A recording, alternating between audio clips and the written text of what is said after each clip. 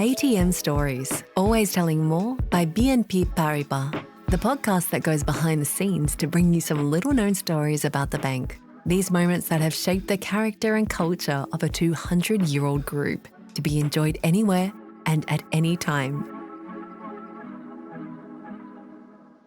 There are objects we use so often and so instinctively that it's hard to imagine a time when they didn't exist.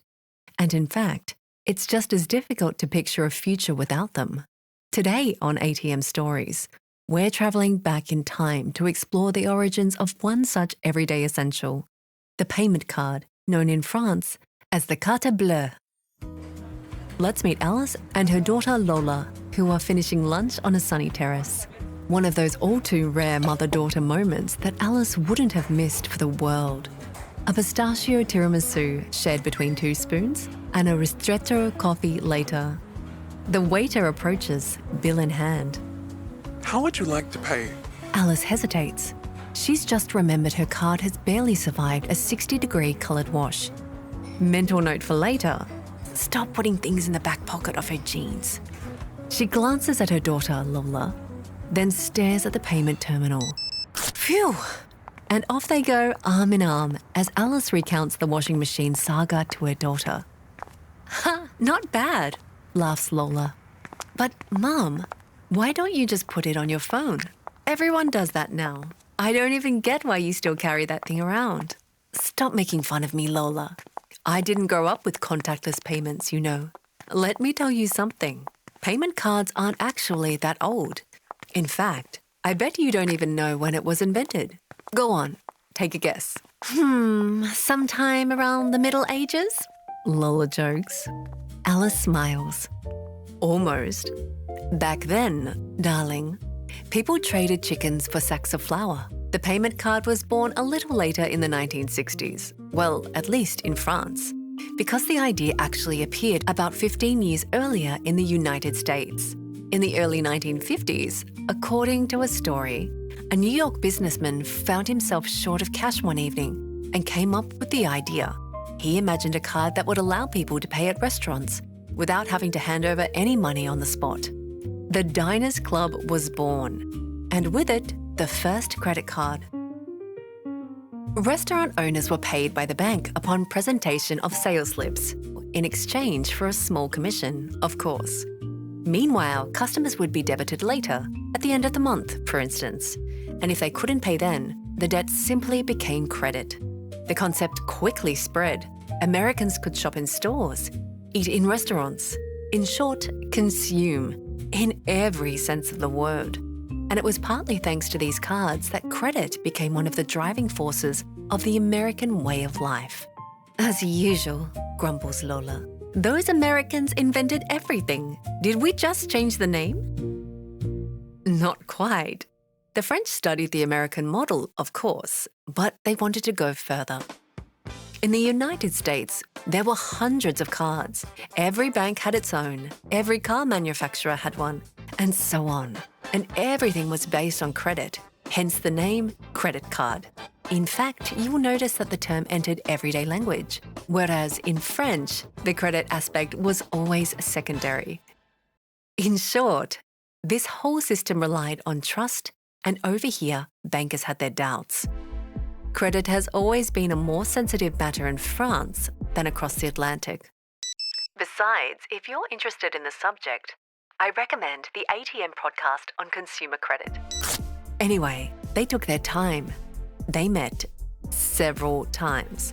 Eventually, 5 major financial groups, including BNP, where your mother works, let me remind you, agreed to create a shared card that wouldn't be a credit card, but rather a payment card.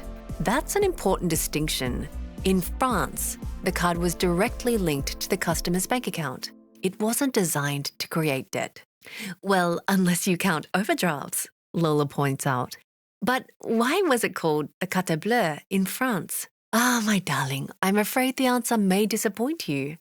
The legend says it was inspired by the blue jerseys of the French rugby team. But the most likely explanation is much simpler. All the other colours had already been taken. Red was still available, but it was considered too aggressive.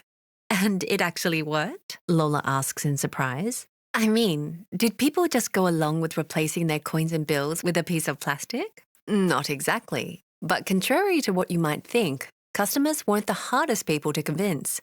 And in fact, at first, the card was reserved for the wealthiest customers. They loved the novelty, which effectively set them apart from the rest. No, the real challenge was convincing the shopkeepers. I remember your grandmother very well. She was a florist back then. I loved her shop. I'd stop by after school to help her. It always smelled of damp soil. Anyway, she was fiercely opposed to the payment card. It's worth noting that, in the beginning, it was just a plastic card that you had to swipe through a big device nicknamed the iron. It produced a sort of carbon copy imprint of the card, which was then used as a payment slip for the bank. Oh wait, Lola interrupts. That reminds me of something. I think I saw one of those in Thailand last summer. There had been a power outage and the little guy at the restaurant had pulled out a device just like the one you're describing. He'd gone and fetched it from the very back of a closet. I thought he was going to shred my card. He was struggling so much. That's exactly it. Hey, you've seen a real relic. Nobody uses those anymore.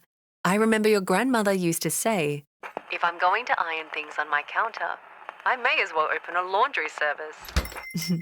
But mostly, she didn't see why she should pay a commission for something she'd been doing perfectly well for 20 years. And besides, the system relied heavily on trust in the banking sector because, of course, there were no computers back then. No possibility of instant verification of a customer's solvency. Oh, but then, Lola interjects, there must have been lots of fraud, right? Since there were no checks, not as much as you'd think. Besides, checks were far worse.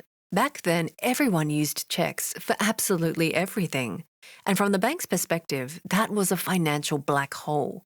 But above all, with the payment card, customers were carefully selected, and there were lists of stolen cards, and the banks absorbed the losses. They had to get the system started, you see, and build trust. Banks also had another powerful argument. With payment cards, less cash in tills meant fewer robberies. For jewellery stores and other businesses handling significant amounts of cash, that was a huge relief. Obviously, your grandmother's little flower shop was, of course, less concerned by that.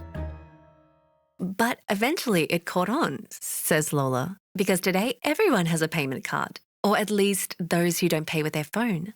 Alice got the reference and burst out laughing. In the meantime, if you look through the historical archives of BNP Paribas, you'll see that in the year it was launched, the French Carte Bleue had attracted barely more than 10,000 merchants. That's not a huge number. And 3 years later, in 1970, the year I was born, there were only 40,000. That's a lot of resistance.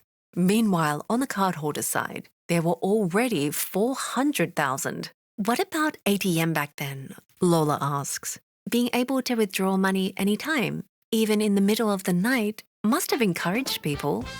In the early 1970s, it was a bit too soon. The first ATMs appeared as early as 1968, but they didn't work with regular payment cards yet. In 1971, cards gained magnetic strips and ATMs began accepting them.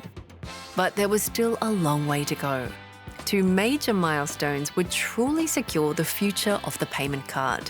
The first was international expansion. Until then, the card was only accepted in France. In 1973, French banks managed to negotiate partnerships with Bank Americard in the United States and Barclaycard in the United Kingdom. The international payment card was born. Not only could French cardholders pay merchants and withdraw cash all over the world, but it worked the other way round as well. Can you imagine what that meant for French merchants? Millions of potential customers. That was the first major boost. The second was interoperability.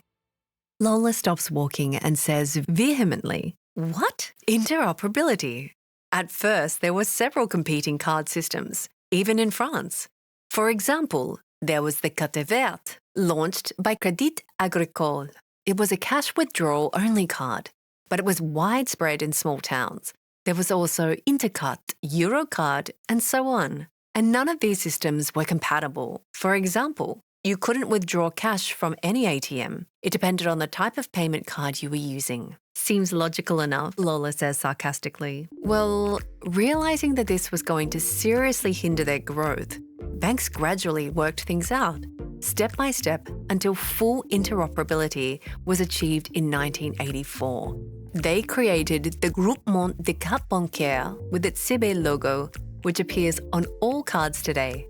Yep, I'm teaching you something new here, aren't I? The CB logo is what everyone knows well.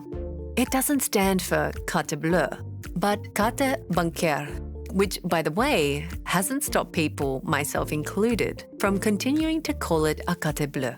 Anyway, from then on, card usage skyrocketed. Between 1980 and today, the number of ATMs in France went from 860 to over 70,000. So there you are. It's been quite an adventure for this little card. You can understand why I'm going to need a bit of time before payments shift entirely to mobile devices. Well, Mum, says Lola, this great French success story has suddenly made me crave an ice cream. Come on, my treat. There's a fantastic ice cream shop just 2 blocks away. And on the way, I'll decide whether to pay with sacks of flour or with my phone. That was ATM Stories, always telling more.